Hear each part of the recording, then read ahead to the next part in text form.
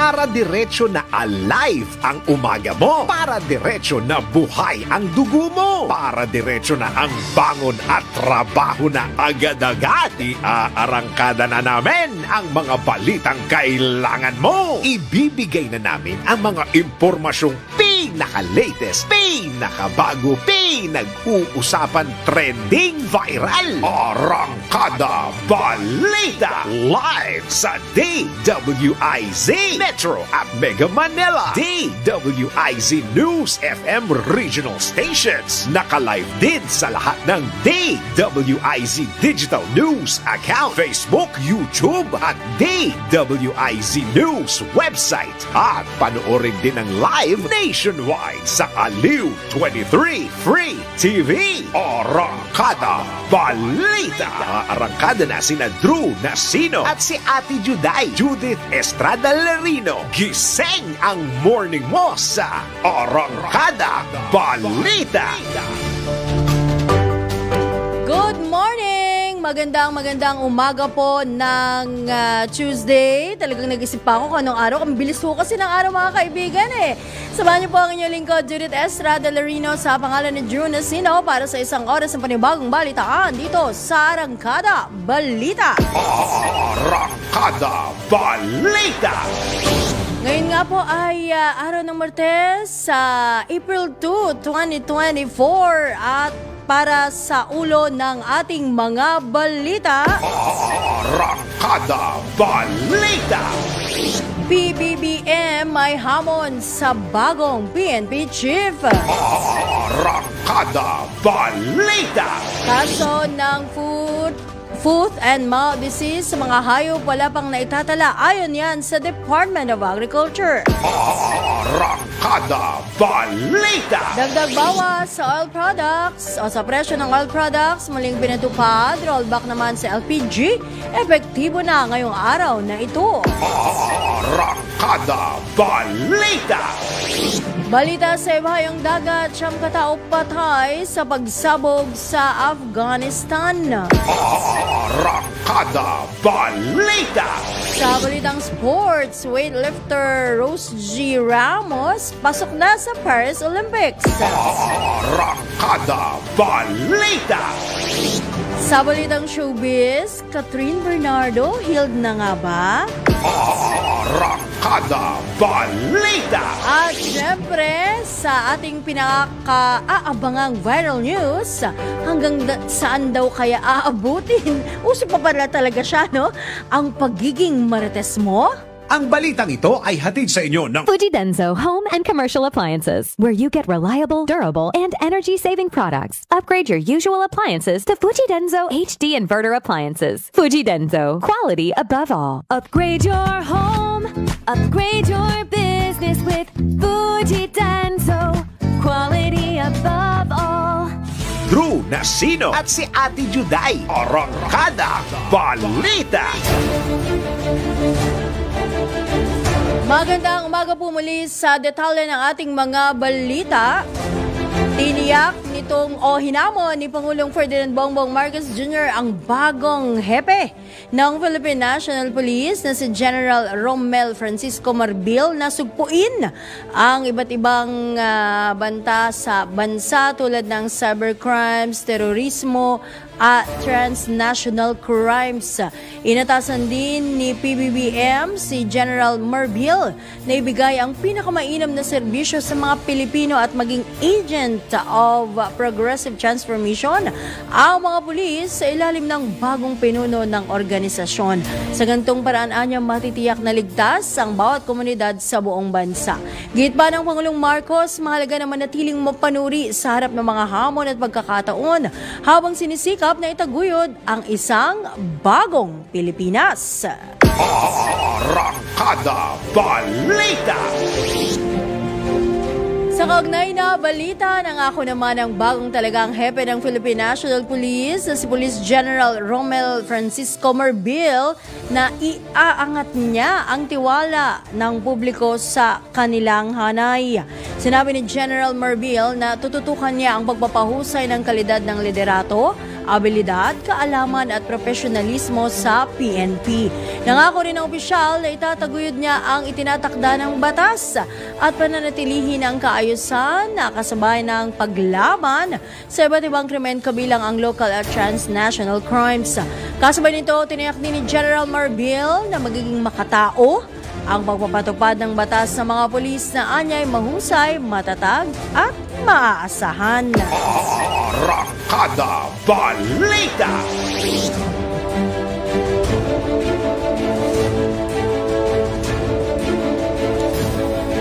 Conforme naman itong si dating PNP Chief, ngayon Senador Ronald Bato de la Rosa sa itinalaga ni Pangulong Ferdinand Bongbong Marcos Jr. na bagong hepe ng Philippine National Police. Ayon kay Senador de la Rosa, very qualified si General Romel Francisco Marbil sa posisyon bilang PNP Chief dahil isa siyang gentleman kaya mapapamunuan ito ng maayos ang pambansang pulisya. Opisyal namang nagretiro sa serbisyo itong si dating PNP Chief General Benjamin Acorda Jr. at si General Marbil nga ang ipinalit dito ng Pangulo. Matatandaang na-extend pa ng 3 buwan ang panunungkulan bilang PNP Chief ditong si General Benjamin Acorda. Arangkada Balita! Sa kaugnay pa ring balita sa mga minuto makalipas ang 5 ng umaga, suportado ng DILG, Department of the Interior and Local Government, ang itinalagang bagong hepe ng Philippine National Police. Ayon kay DILG Secretary Benhur Abalos, makakaasa si PNP Chief General Romel Francisco Marbil ng buong suporta mula sa nasabing ahensya. Kaugnay nito, tiniyak ng DILG na magpapatuloy ang kanilang commitment para sa mas mapayapa, maayos at ligtas na Pilipinas. Nabatid na formal lang tinalaga nga ni Pangulong Ferdinand Marcos Jr. itong si General Marbil bilang ika-30 hepe ng PNP kahapon po yan. Arangkada Balita! Tuloy-tuloy tayo sa iba pang mga balita. 11 minuto makalipas ang 5 ng umaga, tiniyak ng Department of Agriculture na wala pang naitatalang kaso ng foot and mouth disease sa mga hayop sa bansa. Gayunman, handa ang DA na rumesponde sakaling magkaroon ng kaso. Ayon kay Agriculture Assistant Secretary Dante Palabrica, may naitala ng kaso ng foot and mouth disease sa India, Vietnam, Thailand at Indonesia. Sinabi pa ni ASEC Palabrica na lumikha na sila ng technical working group para tutukan ang nasabing usapin. Ibinunyag din ng opisyal na ang mga bakuna laban sa nasabing sakit o sa FMD ay inaasahang darating sa bansa ngayong Hunyo. Arangkada Balita!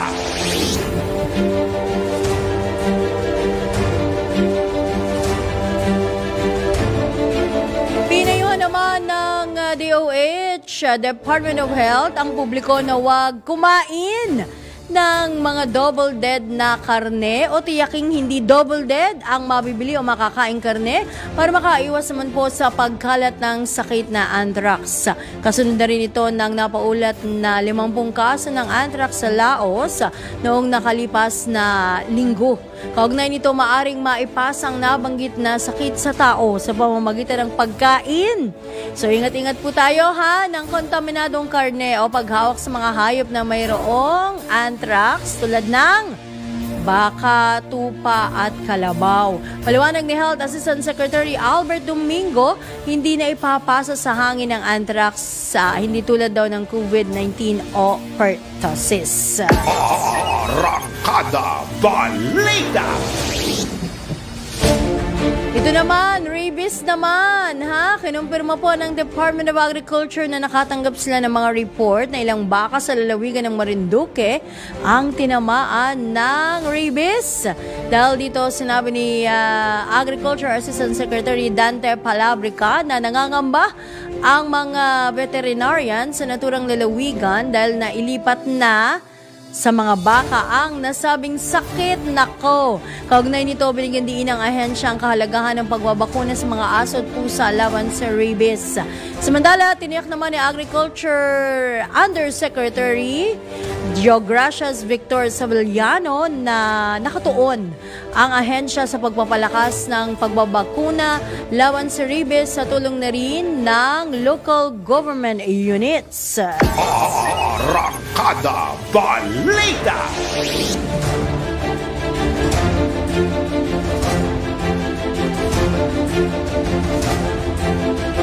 Sa iba pang balita, umarangkada na ang panibagong dagdag bawas sa presyo ng mga produktong petrolyo ngayong araw na ito. Ayon sa mga kumpanya ng langis, nasa 60 centavos ang rollback sa presyo ng kada litro ng diesel, habang piso at 5 sentimo naman ang tapya sa kada litro ng kerosene. Gayunman, tumaas naman ng 45 centavos ang presyo ng kada litro ng gasolina. Una nang pinatupad ng kumpanyang Clean Fuel ang nabanggit na price adjustments kaninang alas 12:01 ng madaling araw, habang nagkaroon naman ng kaparehong dagdag bawas sa oil products ang mga kumpanyang Petrogas, PTT Philippines Corporation at Unioil Petroleum Philippines Incorporated. Mamayang alas 6 ng umaga. Ayan ha. Paliwanag po ng Department of Energy, ito'y dahil sa mga geopolitical conflict at mas mababang export ng mga membro ng Organization of the Petroleum Exporting Countries. Arangkada Balita!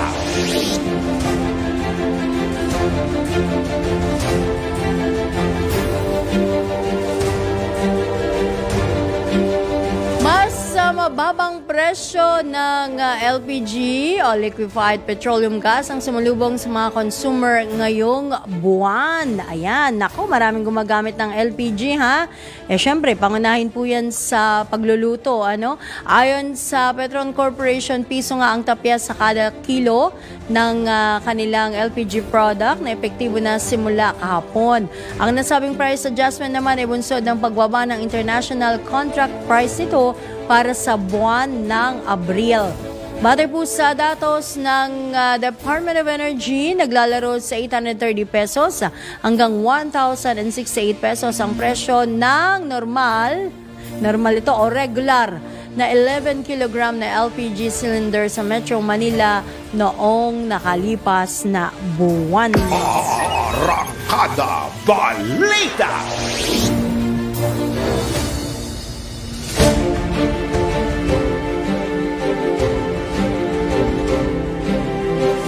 Sa iba pang balita, sa oras na alas 5:16 ng umaga, tiniyak ni Pangulong Ferdinand Bongbong Marcos Jr. na magiging patas at malinis ang eleksyon sa BARM o Bangsamoro Autonomous Region in Muslim Mindanao sa susunod na taon.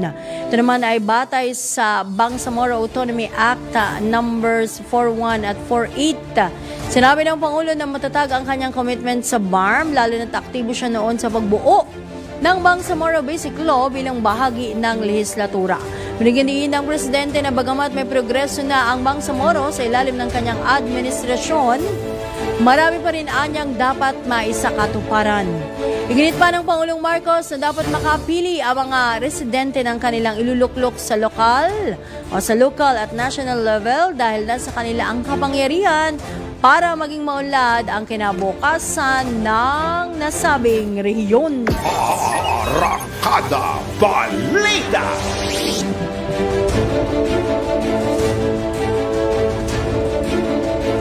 Sa oras na 18 minuto makalipas ang 5:05 ng umaga, kuha muna tayo ng pag-ulat mula sa ating DWIZ Patrols. Itong si PBBM ay dumalo daw po sa burol ng dating Senior Deputy Executive Secretary. Alamin po natin ang mga detalye mula sa ulat ni Patrol 13 Gilbert Perez. Dumalaw si Pangulong Ferdinand Marcos Jr. sa burol ng Commissioner ng Securities and Exchange Commission at dating Senior Deputy Executive Secretary na si Attorney Hubert Guevara. Kasama si First Lady Liza Arneta Marcos, dumalo rin si PBBM sa isang misa para sa yumaong opisyal. Dito'y inilala ng Pangulo ang mabuting paglilingkod ni Guevara kung saan ipinabot niya rin ang kanyang taus-pusong pakikiramay sa pamilya at kaanak ng commissioner ng ahensya. Si Guevara ay sumakabilang buhay noong March 29 sa edad na 56 matapos ang 6 na araw na pagkakaratay daw sa ospital. Naglalaro daw ng football itong si Guevara nang atakehin sa puso kahit itong ugat daw itong isinugod sa ospital kung saan ito binawian ng buhay. Patrol 13, Gilbert Perdes, nagbabalita ng tama, naglilingkod ng tama. Arangkada Balita! Dako tayo sa iba pang pag-uulat. May hamon mula dyan sa Kamara dito kay dating House Speaker Alvarez. May kinalaman daw yan sa pagpapabitiw dito kay PBBM, ha? Alamin po natin ang mga detalye sa Ulan Patrol number 11, Tina Nolasco. Hinikayat ni House Deputy Majority Leader at Iloilo 1st District Representative Janet Garin si dating House Speaker Pantaleon Bebot Alvarez na magrekomenda ng solusyon sa lumalalang tensyon sa WPS sa halip na manawagang pagbitiwin sa pwesto si Pangulong Ferdinand Bongbong Marcos Jr. Git ni Garin, hindi solusyon sa problema ang pagbibitiw sa pwesto at mas mainam na mag-ambag ng solusyon ang dating House Speaker, lalo na't hindi nito partikular na tinukoy ang mga kakulangan ng Pangulo. Dagdag pa ng kongresista, tanging ang sambayan ng Pilipino lamang ang makapagtatanggal kay PBBM dahil sila ang bumoto rito. Hindi rin anya patas na isang tao lamang ang nananawagan na bumaba sa pwesto ang presidente at hindi rin naman overnight lamang masusolusyonan ang maritime dispute. Ngunit ang mahalaga ay nakikitaan niya ang mga konkretong hakbang ukol dito. Ito si Patrol 11. Tina Nolasco para sa impila may tonong lakas ni WIZ, nagbabalita ng tama, naglilingkod ng tama. Kapag may bagong balita, naka-on air agad-agad DWIZ Patrol Report. Sinundala sa oras sa mga alas 5:21 ng umaga. Nako, mga kaibigan, sadyahong kumakain ako naman ako, talagang ramdam na ramdam ang init no? Kahit na sabi nga madaling araw o gabi na supposedly talagang malamig naman din pakiramdam natin. Anyway, tanungin natin ang mga expert mula po dyan sa Pag-asa. Nasa linya po natin si Binibining Rhea Torres. Miss Rhea, good morning. Bakit ang init? Miss Rhea, good morning. Yes po, good morning. Good morning po sa ating mga subaybay. So sa kasalukuyan po, may weather system na nakakaapekto sa ilang bahagi ng ating bansa. At yun po yung dahilan kung bakit nakapapatuloy yung mainit na panahon sa malaking bahagi po ng ating kapuluan dahil nababawasan po or pinipigilan po nito yung formation ng mga kaulapan. So ito po yung range or extension ng isang high pressure area na nakakaapekto silang bahagi ng northern at central zone. Kaya patuloy pa rin po yung mainit na panahon ngayong araw sa malaking bahagi po ng ating kapuluan. Although sa areas po sa Visayas and Mindanao may mga chance pa rin po ng mga isolated rain showers or thunderstorms. Kadalasan po yan sa hapon o sa gabi. Sa mga yun po, wala naman tayong binabantayan na low pressure area o bagyo sa loob at labas ng ating Philippine Area of Responsibility at wala din po tayong gale warning na nakataas. Kaya malaya pa rin po mga kapalawat yung ating mga kabayan na mangingisda, pati na rin yung may mga maliit na sakyan pandagat at sa mga susunod na araw, asahan pa rin po natin magpapatuloy yung mainit na panahon sa malaking bahagi po ng ating kapuluan. Sa agwat naman po ng temperatura ngayong araw sa Metro Manila, maglalaro mula 25 to 34 degrees Celsius, sa Baguio City naman sa 16 to 27, para sa Metro Cebu 27 to 33 degrees Celsius, at sa Metro Davao maglalaro mula 25 to 34 degrees Celsius. Yan lamang pong latest mula dito. Yes po. Oo, ang pinakamalamig, pinakamataas na temperatura nasaan ba? Parang narinig ko Baguio, ilan na yung sa Baguio? Nasa 27 degrees po yung maximum temp. Yes po, mainit na po din. yun. Kahit po medyo mataas po yung area, pero mainit na po yung inaasahan po talaga natin ngayong araw. Oo nga, pero kasi ang dami ng ano dun eh.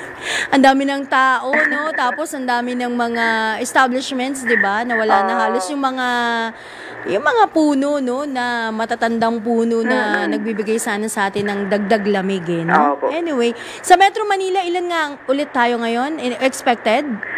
So, yung Metro Manila po, nasa 25 to 34 degrees Celsius. So, mainit pa rin po yun, lalo na pagdating ng tanghali. Oo, pero yung for today, ano-ano yung mga inaasahan nating talagang babayuhin ng sobrang init? Most likely sa mga po, lalawigan? Yes po, sa Tugigaraw po, aabot po ng 36 degrees Celsius ambient temperature po yan, hindi po yan heat index, no? So, dahil temperatura pa lang po yan, asahan po natin possible na mas mainit pa rin po or mas magiging mainit pa rin sa pakiramdam yung panahon ngayong araw. Linawin lang natin, Miss Rhea, no? Ang heat index, yan mismo yung pakiramdam mo, hindi yung dala nung talagang panahon. Tama ba? Yes po, tama po. So, iba po yung temperature or ambient temperature, iba po yung heat index. Dahil kino-consider po ng heat index kung gaano po ka-moist yung hangin sa palibot natin. Kaya medyo kahit nasa 32 degrees Celsius, pwedeng magiging pakiramdam 34 degrees Celsius pa rin siya. Depende mas kung gaano mainit, po parang ganun, ano? Yung pakiramdam niya po is parang pakatapos po ng pag-ulan, biglang, or rather, galing po sa mainit na panahon, bigla pong umulan. So, parang sumisingaw po, ganun po yung heat index. Yung parang may alimuom, sabi nila, di ba? Yung alimuom. Na parang hindi ka komportable, no? Mainit na malagkit, parang ganun. Anyway, Opo. So, may factor po talaga yung kung gaano po ka-moist yung kapaligiran po natin. Alright, nako. Kami patuloy na makikipag-ugnayan sa inyo from time to time, Miss Rhea, no? Kasi kayo yung mga expert at nakakaalam ng magiging takbo o lagay ng ating panahon. Maraming salamat, Miss Rhea. Maraming salamat din po. Magandang umaga. Good morning. Yan po mga kaibigan, si Binibining Rhea Torres mula po dyan sa Pag-asa. Arangkada Balita! Magbabalik po ang iba pang malalakit mainit na mga balita dito pa rin sa Arangkada Balita Tuesday edition ng oras.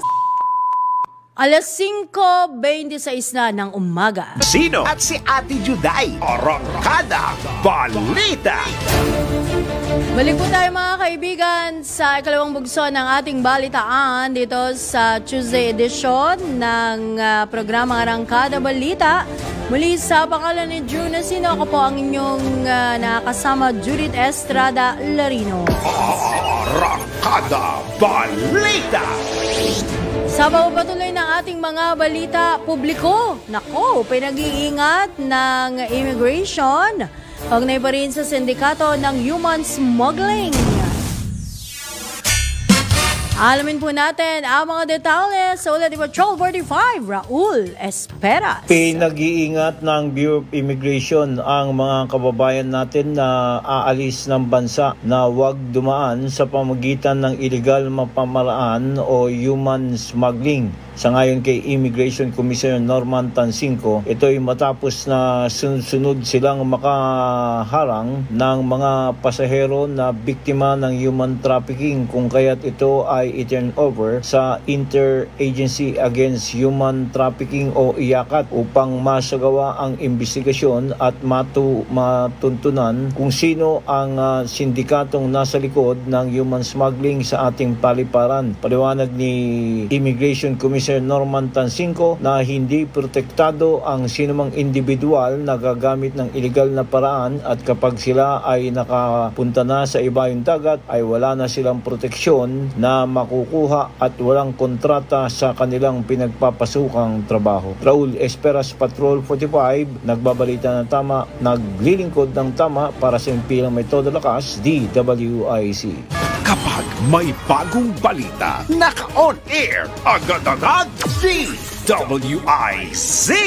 Patrol Report! Sa iba pang balita, tungo naman tayo sa mga report o sa pagulat ng ating pong mga Metro Patrol reporters. Dalawang drug suspect timbog dyan sa Caloocan City. Alamin natin ang mga detalye sa ulat naman ni Mama Beth Samson. Mama Beth, good morning! Good morning, Miss Juday. Nasabat ng pulisya sa dalawang hinihinalang drug personalities ang mahigit 96,000 pesos na halaga ng droga matapos matimbog sa isang buy-bust operation sa Caloocan City kahapon. Kinilala ni Caloocan Police Chief Police Colonel Ruben Lacuesta ang naaresto mga suspect na sina alias Pusa, 56, Helper at alias Lennon, 26, driver, kapwa-residente ng Torsillo Street, Barangay 28. Sa kanyang report kay Northern Police District Director, Police Brigadier General Rizalito Gapas, sinabi ni Colonel Lacuesta na ikinasa ng mga operatiba ng Station Drug Enforcement Unit ang buy-bust operation kontra kay Pusa matapos ang natanggap na impormasyon hinggil sa pagbebenta nito ng droga. Matapos tanggapin ni Pusa ang marked money buyer kapalit ng isang medium plastic sachet ng shabu, alagad siyang inaresto ng mga operatiba kasama si Lennon alas 3:47 ng madaling araw sa Torsillo Street. Nakumpiska sa mga suspect ang humigit kumulang 14.25 grams ng hinihinalang shabu na may standard drug price value na 96,900 pesos at buy-bust money. Sasampahan ng pulisya ng kasong paglabag sa RA 9165 o ang Comprehensive Dangerous Drug Act of 2002 ang mga suspect sa Caloocan City Prosecutor's Office. Metro Patrol Beth Samson para sa Himpilang Metodong Lakas, DWIZ. Nagbabalita ng tama, naglilingkod ng tama. Arangkada Balita! Sa iba pang balita sa oras alas 5:37 ng umaga, posible pang pumalo sa 80 lalawigan ang maapektuhan ng El Nino sa pagtatapos ng buwan. Mas mataas naman ito sa unang pagtaya na 67 hanggang 71 probinsya lamang. Ayon kay Task Force El Nino spokesperson at Presidential Communications Office Assistant Secretary Joey Villarama, makakaranas ng iba't ibang antas ng init nako ang mga lugar mula sa dry conditions, dry spell at drought. Sa ngayon niya ay binabantay na ng task force ang Regions 1, 2, 3, 4A, 4B, 6, 9 at 12. Kaugnay nito, 16 na lugar na sa bansa ang nagdeklara ng state of calamity kung saan pinaka-apektado o state of calamity dahil po yan sa El Nino kung saan pinaka-apektado nga ang lalawigan ng Occidental Mindoro. Arangkada Balita! So, payo natin dun sa ating mga kababayan, lalo na dyan sa Oxino, mag-ingat po, mag-ingat, ingat, at laging uminom ng tubig, no? Lalo na dahil nataon pang the heat is still on, the summer season na, no? Alright, dako naman natin ang iba pang mga pag-uulat mula sa mga lalawigan. Naku, isang lalaki daw po arestado. Alamin natin kung bakit mula kay Ronald Idol Domingo. Idol, good morning. Bakit naresto yan? Good morning, Ma'am Judith. Arestado ang isang lalaki matapos nitong saktan ang kanyang live-in partner na guro sa bayan ng Santa Ana, Cagayan. Lumabas sa investigasyon na habang nasa kalagitnaan ng pag-iinom ang suspect na si alias Canor, 46 years old, isang negosyante, ay iginit nito sa biktima na kanyang kapareha na nakikipagrelasyon umano ito sa iba't ibang lalaki na may sexually transmitted disease o STD. Ito at nagbibitaw ng hindi magandang mga salita na siyang pinagmulan ng mainitang pagtatalo ng dalawa na umabot sa pisikal na paghaharap at nagresulta sa pagtamo ng mga sugat sa iba't ibang bahagi ng katawan ng biktima. Nakatakas ang biktima at humingi ng tulong sa Police Assistant Desk harap ng Santa Ana Public Market. Agad naman tumungo sa nasabing lugar ang Quick Response Team ng Santa Ana Police Station at naresto ang suspect at pagkatapos ay dinalito pati na rin ang biktima sa Santa Ana Community Hospital para sa kanilang medical na pagsusuri bago sila dinala sa Santa Ana Police Station para sa kukulang disposisyon. Matapos magbigay ng testimonya ang biktima ay nagpasama ito sa kapulisan upang kunin ang kanyang personal na mga gamit sa tinitirahan nila ng suspect. Nang hanapin nito ang kanyang mga damit ay nakita niya ang baril ng suspect sa ibabaw ng laundry basket. Ang baril ay isang caliber 45 Infinity pistol na may serial number 918232 na may magazine na kargado ng 6 na live ammunition. At sa hindi ring sinasadyang pagkakataon ay natisod ang biktima sa isang kahon ng alahas sa likod ng pintuan ng kanilang kwarto na naglalaman ng mga sumusunod na kontrabando. 3 piraso ng heat seal transparent plastic sachet na naglalaman ng hinihinalang shabu, 2 piraso ng improvised tutor, 1 ginamit na aluminum foil strip na may hinihinalang residue ng shabu, at 2 piraso ng toothpick. Binigay ng biktima ang mga nasabing mga kontrabando sa mga pulis, kung saan agad na isinagawa ang inventaryo na sinaksihan ni Barangay Kagawad Manuel P. Tabor at Barangay nasaksihan si Kagawad Sinamar de la Cruz. Karagdagang mga kaso para sa paglabag sa Section 11 ng Republic Act 9165 o Constructive Possession at Section 28 ng Republic Act 10591 ang isasampa laban sa suspek. Ito ang Ronda Patrol, Ronald Idol Domingo, nag-uulat, pasimpilang may tudong lakas, DWIC, nagbabalita ng tama, naglilingkod ng tama. Arangkada Balita!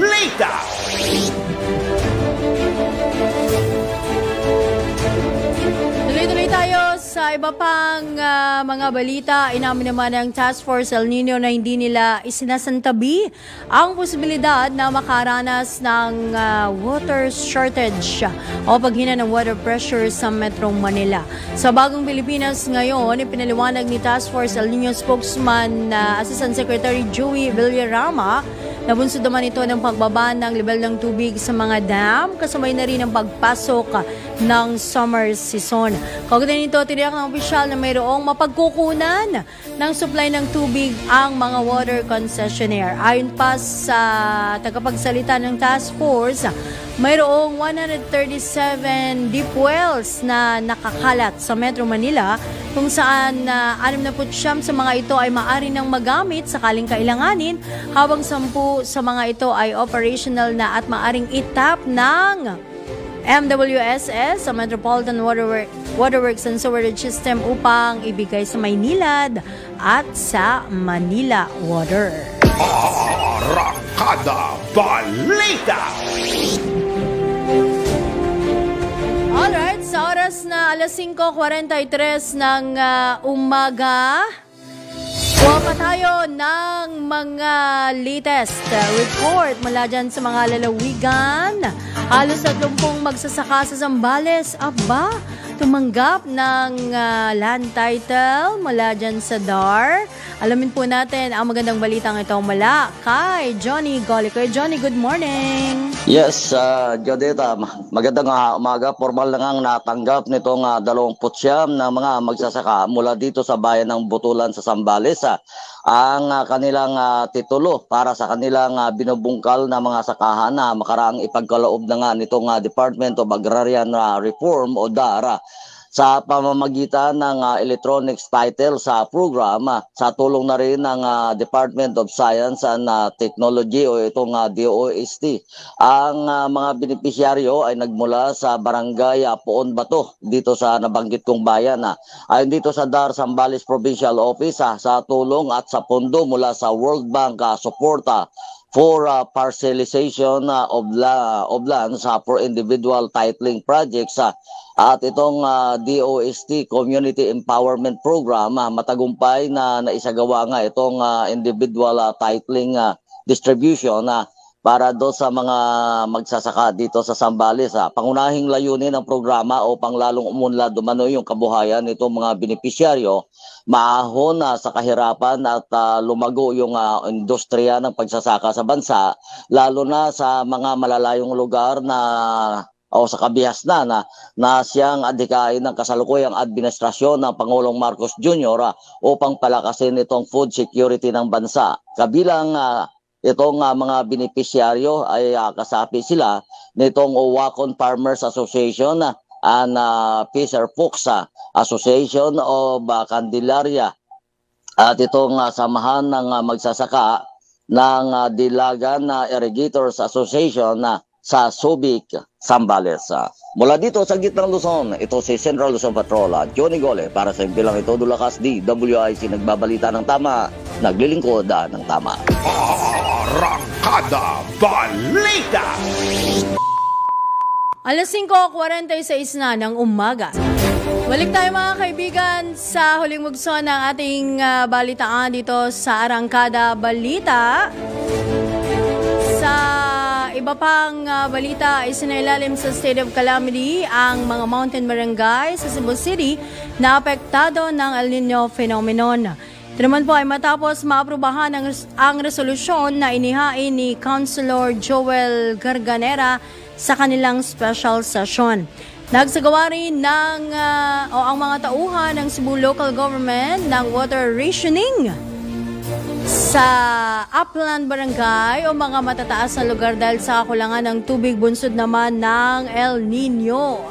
Sa datos ng City Agriculture Department, 50% ng production area sa Cebu City ang mayroon ng mga crack dahil sa kakulangan ng tubig, habang 506 na magsasaka na at 115 hektare ng agricultural production area ang apektado ng tagtuyot. Arangkada Balita!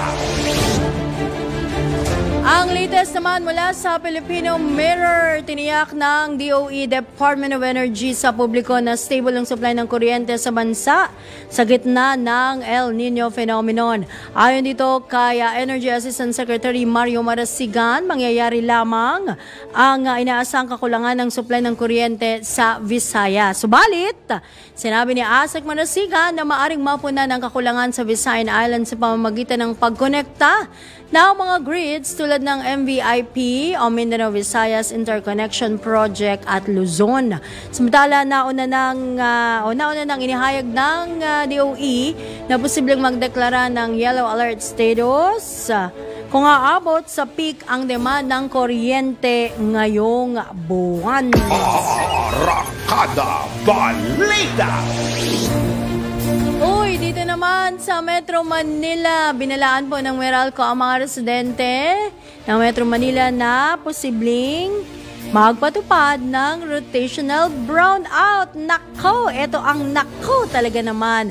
Ito po ay ayon naman kay Meralco Vice President and Corporate Communications Head Joe Saldarriaga sa sandaling umabot sa red alert ang estado ng mga power grid na nagsusupply ng kuryente sa Metro Manila at mga karatig lalawigan.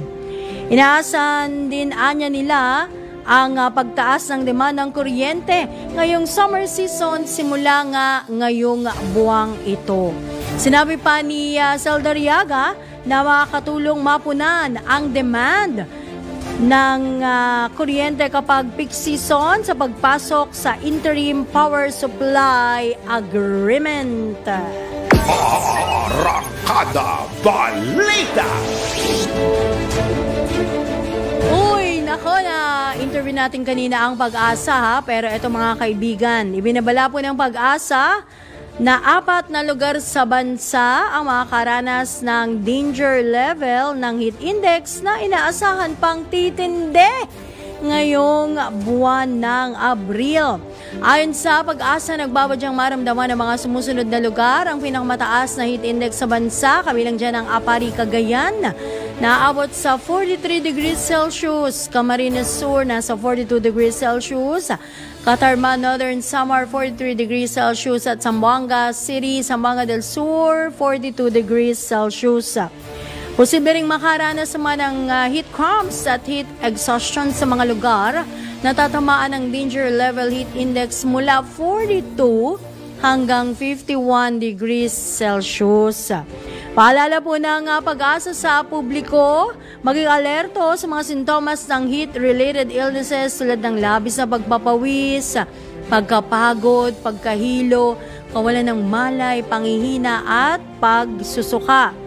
Kung lalabas naman ng bahay, ayan ha, dapat pong gumamit ng payong, sombrero o mga kasuotang may manggas at dapat ding gawin huwag na gawin ang heavy-duty activities sa pagsisimula at pagtatapos ng araw o sa mga oras na hindi gaanong mainit ang panahon.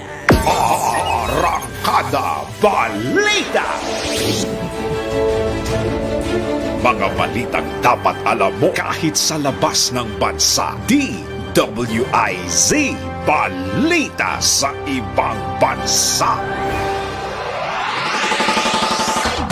Patay ang 9 na bata sa Afghanistan matapos sumabog ang isang landmine na inilagay dekada na ang nakalilipas. Nako, ayon sa isang opisyal, nilalaro ng mga bata ang nasabing bomba nang bigla itong sumabog. Batay naman sa report o ayon sa Gasni Police, kinabibilangan ng 5 babae at 4 na lalaki ang mga biktima na may edad 4 hanggang 10 taong gulang. Kawawa naman to mga to. Inahayag naman ng International Committee of the Red Cross na patuloy na kumikitin ng buhay ng mga bata ang mga bombang hindi sumasabog. Pinakamaganda dyan, i-check po ng kanilang mga gobyerno para naman safe, lalong-lalo na po ang mga kabataan. Arangkada Balita! Sa mundo ng palakasan, ang latest malalaman sa DWIZ Sports News. Eto, nako, congratulations dahil isa pang Pinay ang pumasok sa 2024 Paris Olympics. Galing talaga ng Pinay. Nakakamit po ni Filipino weightlifter Rose G. Ramos ang kanyang ticket papuntang Olympics. Matapos manatili sa top 10 ng women's 49 kg class rankings pagkatapos ng 7 qualifying tournament. Nanguna itong si Ramos sa Group B ng 2024 International Weightlifting Federation World Cup kung saan ang kanyang total lift ay nasa 190 kilograms. Ang nasabing manlalaro ang unang weightlifter at pang-7 sa mga delegado ng bansa sa Olympics. Arangkada Balita! Ito na ang latest, bagong-bago, fresh na fresh, DWIZ Showbiz News. I know that I'm okay. I can say I'm healed. Hindi po ako may sabi niyan. Yan po naman ang binigyan diin nitong aktres na si Catherine Bernardo sa isang event matapos ang kanilang hiwalayan ng aktor na si Daniel Padilla. Ilang buwan na ba? At matagal-tagal na rin no? Gayet po ng aktres o nitong si Catherine Bernardo, malalaman ang salitang forgiveness. Medyo malalim at mapapatawad mo lamang ang mga taong nararapat para dito. Lagi naman tayong dapat magpatawad no? Inanunsyo po ni na Catherine at Daniel ang kanilang breakup noong November 30. Pero may sinasabi pa rito si Catherine no? Na hindi daw yun nangangahulugan na kapag pinatawad mo, makakaulit pa. Medyo malalim ang hugot ng ilang years ba sila? 11 or 12 years, na pagiging magjowa. So, marami ng, relasyong ano ba tawag doon? Naging seryoso na talaga ng bonggang-bongga ang kanilang relasyon na nauwi sa hiwalayan. Pero sabi nga natin that is life. Malay mo, makahanap, hindi malay mo, baka magalit yung mga fans ni Catherine sa akin o kaya ni Daniel, makakahanap naman sila ng para sa kanila, Talagang mamahalin din sila ng bonggang-bongga. Di ba naman? Nako! Arangkada Balita! Ito na, abal natin ang ating viral news. Hanggang saan ba aabutin ang pagiging marites mo? Ewan ko sa inyo. Ewan ko sa iyo, Kat. Isang babae lang naman daw po ang dumayo pa sa Kuala Lumpur, Malaysia, mayaman upang makapag face-to-face chikahan sa kanyang matalik na kaibigan. Ang bongga naman ni Madam. Ayon sa uploader at OFW na si hindi Heart Evangelista, Heart Evangelista, ang kanyang matalik na kaibigan na si Teresa Guanyo, hindi si Pia Guanyo Teresa Guanyo, ay nagdesisyong mag-book ng flight dahil na-miss siya nito at marami siyang gustong ibahagi in person. Ayan, sa personal. Iba nga naman ng yung diskarte mo, pagka nag-uusap kayo ng harapan.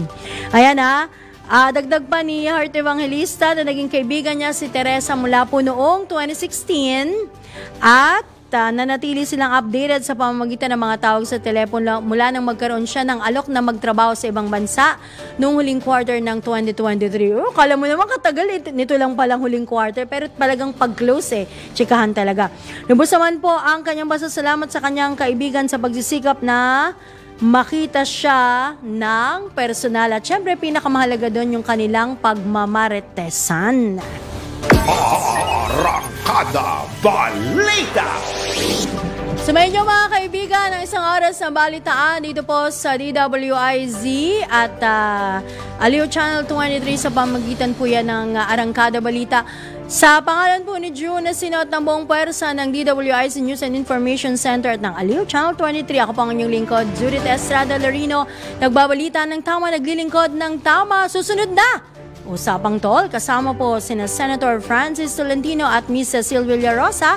At pagkatapos naman po niyan, ang kasama natin, syempre, si John Ibanez para naman sa Pasada Balita. Ingat po tayong lahat. Bye! Para diretso na alive ang umaga mo. Para diretso na buhay ang dugo mo. Para